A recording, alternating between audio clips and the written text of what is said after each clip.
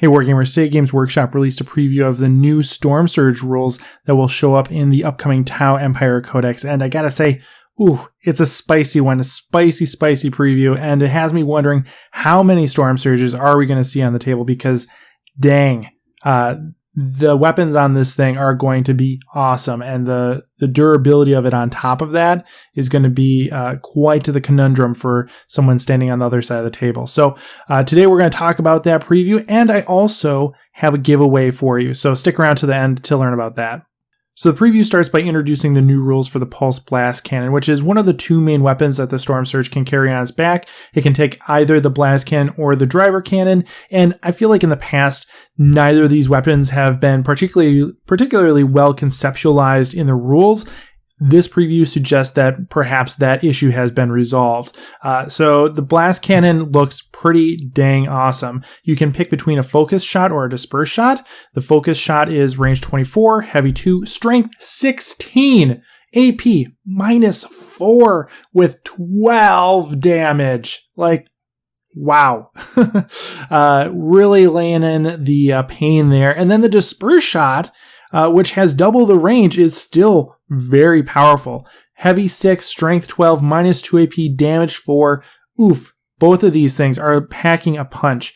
The benefits of this stat line, this profile, compared to the previous iteration of it, should be clear in terms of strength and AP and damage. But the focus shot is much more like the old mid-range band. It used to have 3 different firing modes: short, medium, and long range. The focus shot here is much more like the medium range. They've totally got rid of the short range band, which is totally fine, because this focus shot has 2 fewer shots, right? It used to be heavy 4, now it's heavy 2. Yeah. But each of those shots is 4 strength higher, 2 AP better, and 8 damage higher. So you're giving up half your shots compared to the medium range, but you're tripling your damage characteristic, totally independent of the modifiers by strength and AP as well. So really a massive improvement. Then looking at the disperse shot, it's the same number of shots. It used to be heavy 6 for the long range profile, still heavy 6 for this disperse shot, but it's 2 strength higher, 2 AP better, and 2 damage higher, which both of these are really powerful. They both can provide 24 wounds, right? 6 times 4, 24. 2 times 12, 24. So you really can get a lot of damage. You can get a whole night's worth of damage out of this one weapon if everything goes to plan. And so really you have the choice here between the focus shot and the disperse shot, and you're going to make that choice based on the target, considering its toughness and whether or not it has an invulnerable save. I think that's probably going to be, one of the larger considerations here, because, strength 12, strength 16 against a lot of targets is going to be the same.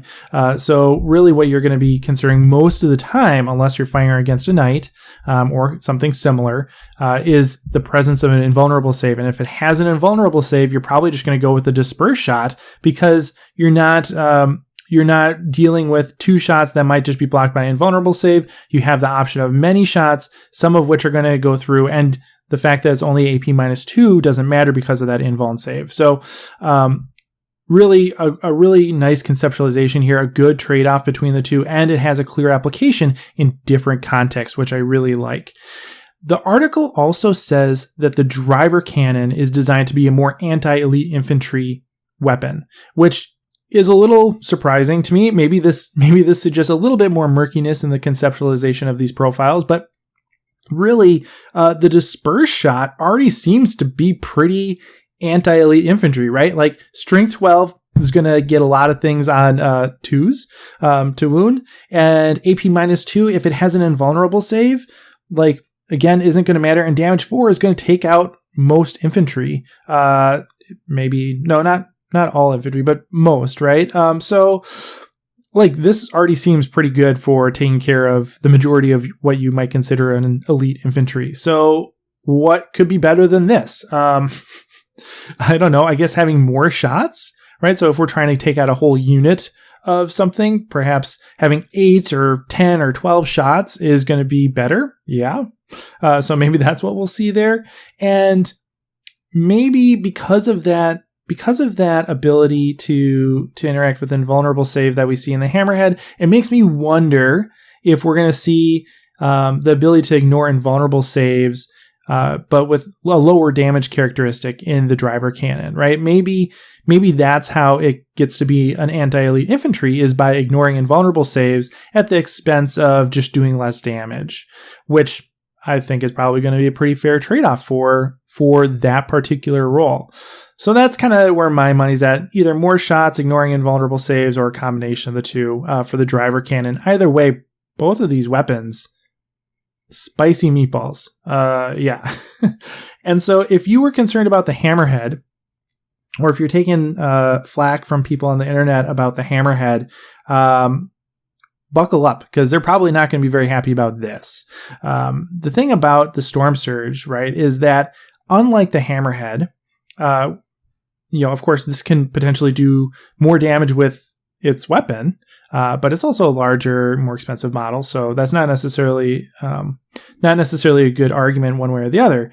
But it has more guns, right? The Hammerhead has, its main turret weapon, and then smart missile systems or burst cannons, and yeah, those are useful, but you don't bring the Hammerhead because of the smart missile system. The Stormsurge, on the other hand, has tons more things, right? It has the cluster rocket system. It has the smart missile systems. It has its defensive turret systems. So like an airburst fragmentation projector, flamer, burst cannon, right? You get your choice there. It has seeker missiles. It has destroyer missiles. And we have no idea what those are going to do, by the way. So, wow.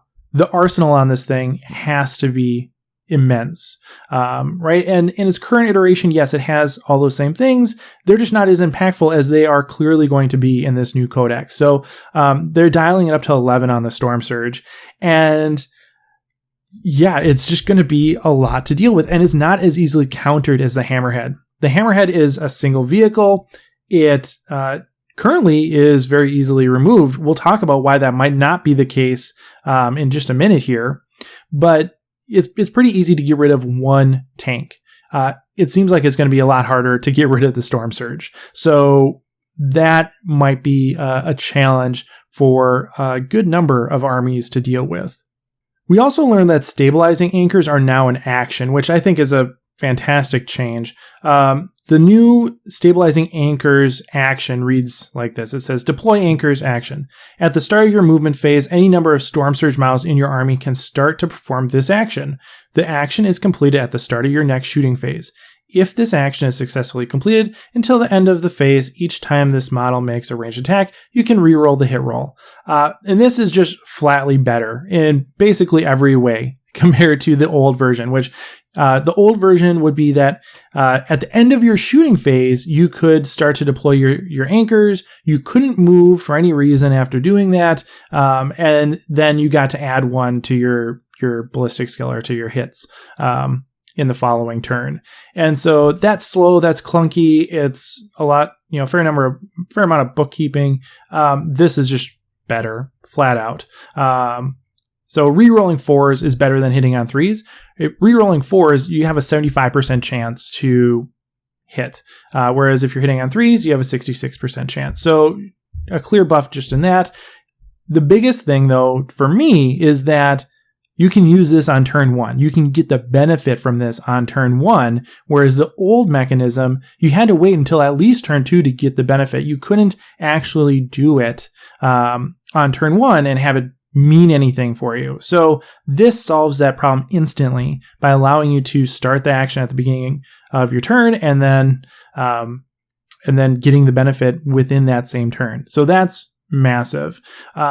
It also means that the Stormsurge is going to have even stronger influences on how the game is deployed, right? You're going to want to make sure your Stormsurge is in the right place to be utilized on turn 1, and your opponent is going to be very concerned about where your Stormsurge is and where their targets are. So they're going to be hiding from this thing as much as they can, because being able to mitigate the ability of the Stormsurge to utilize this is going to be important. So they're going to want to force the Stormsurge to move so it's not able to utilize this.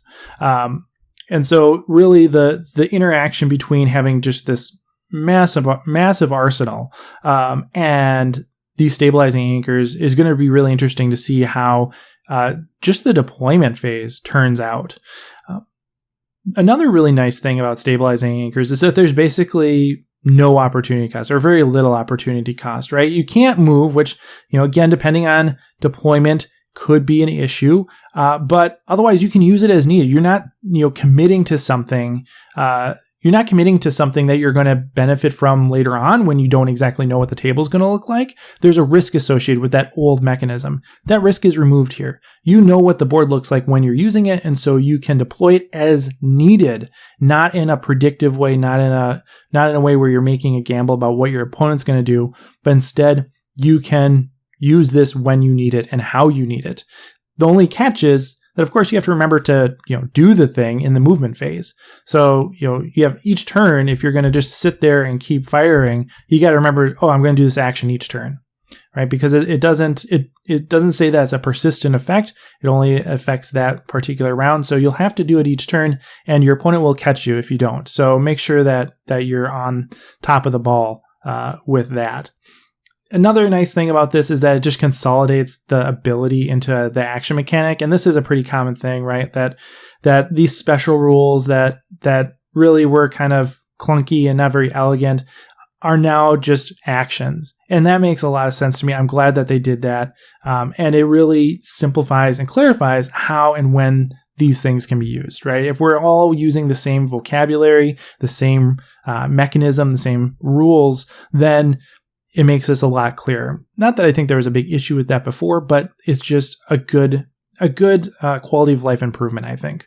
And the last bit of news we got was on the Counterfire defense system. And this is perhaps the part that has the broadest implication for the army as a whole. Yes, the Stormsurge sounds appealing. Totally depends on points, right? We have no idea how the Stormsurge is actually going to be pointed, how many you're going to be able to play. And so, yes, it sounds promising, but the more valuable thing here is the preview of what changes in the army as a whole. And the Counterfire defense system is one of those things.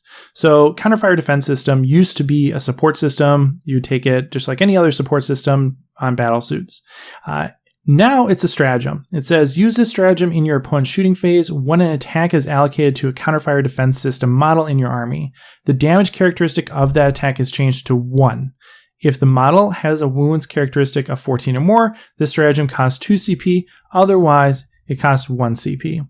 So, for a Stormsurge, it's going to be a little bit more expensive, but for the vast majority of the units that you might use this on, it's going to be 1 CP. Dirt cheap.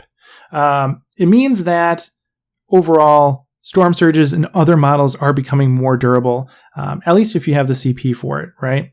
And this is on top of Stormsurges having an improved stat line. The article suggested that or directly said that they're going to have a more durable stat line. So that's good, and it's especially good because considering that there's just going to be a ton of Tau now, right? Tau are going to be part of the meta once again, and so you're going to have to deal with these hammerheads. You're going to have to deal with these Stormsurges and mirror matches. So Stormsurges better have a better stat line, otherwise they're just going to be one-upped by the opponent's Stormsurge or the opponent's hammerhead. Yeah, so there's that. Take it or leave it, I guess.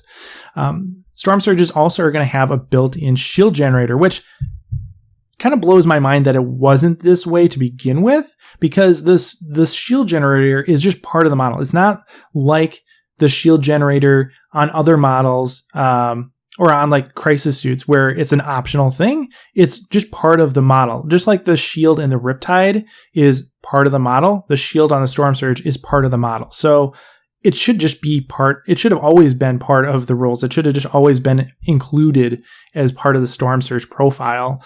So I'm glad that they're doing that. That's good. And it frees up room for other support systems, assuming that they still have the same ability to take multiple support systems. So that's great. That allows you to customize your Stormsurge a little bit more, make sure that this behemoth is actually doing exactly what you want it to do. So on top of both of those changes, the better stat line and the better shield generator, we have this counterfire defense system stratagem, which again is cheap and useful.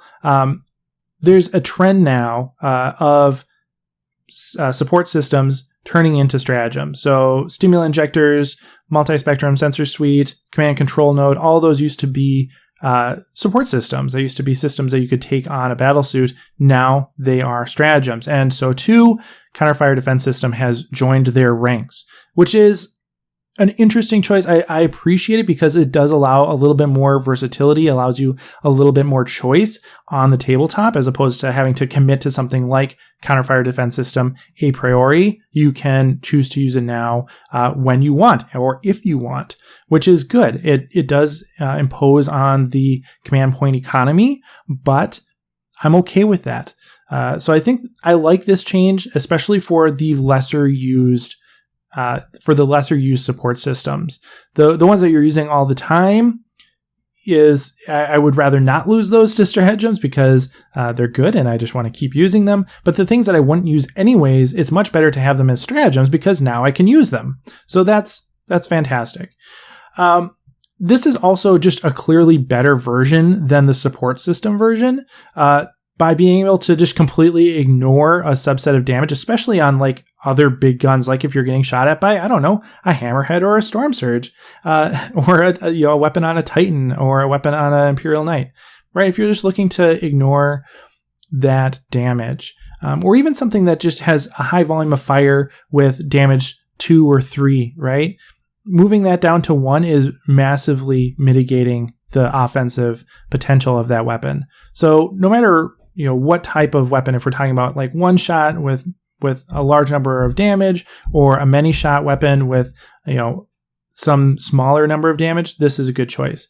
And ignoring that damage is always going to be better than being able to do better Overwatch. So this is just fantastic. I really enjoy this change.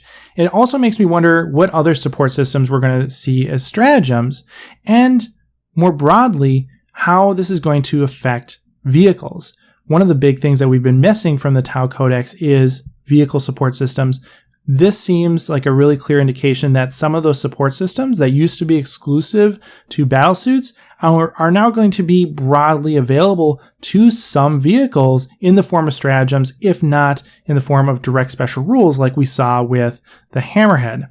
So this is a good sign that the vehicles are getting fleshed out in multiple different ways, which is also a welcome change. Finally, this stratagem is worded to target counterfire defense system models, which is not something that we've had before, right? It's a keyword. Counterfire defense system is a keyword. And what is that? Who has that? We don't know. My first thought was initially that it would just be vehicles and monsters, but why would they not just say that? Why would they go to the trouble of adding an extra keyword? And it seems like the reason for that is because they don't want it to be all vehicles or all monsters, right? They don't want it to be, like piranhas, for example. So it probably makes sense that big things that could have larger systems built into them are more likely going to be counterfire defense system models. So not Crisis, not piranhas, not stealth suits, right? Those things are too small to carry what we might envision the counterfire defense system itself to look like. Instead, things like Hammerhead, Devilfish, Sun Shark bombers, Razor Shark fighters, Riptides, Ghost Keels, all those are large enough that they could have conceivably a counterfire defense system built into them. And so I would expect at least a subset of those models to have this keyword and benefit very strongly from being able to just say, yeah, that Melta shot, it's damage 1. Sorry. That sounds awesome. And is a huge boost to those large multi-wound vehicles and battlesuits that would otherwise be easily taken out by a few heavy hitting shots. So really powerful tool here. This is why I say this is perhaps the most exciting part of the preview, is because of its implications for this broader range of models and a broader subset of how the army functions. All right, and so before we go, I did promise you a giveaway. This is the last bit of models I have from the Heresy Lab Kickstarter. So you get all the models that are shown in this image here. I will ship them to you anywhere in the world. All you have to do to enter is comment in the comments below. So throw something down there. Let me know what you think about the Stormsurge preview. What has you most excited? Are you excited about the driver cannon? Are you excited about the blast cannon? What do you think about this new stratagem? Let me know in the comments below. And also let me know if you're just really, if you don't play Tau and you're just really worried that this is going to be a problem. Throw that down there too. Why not? Any comment will enter you to win these things. And like I said, I will ship this anywhere in the world. So no restrictions on who can enter.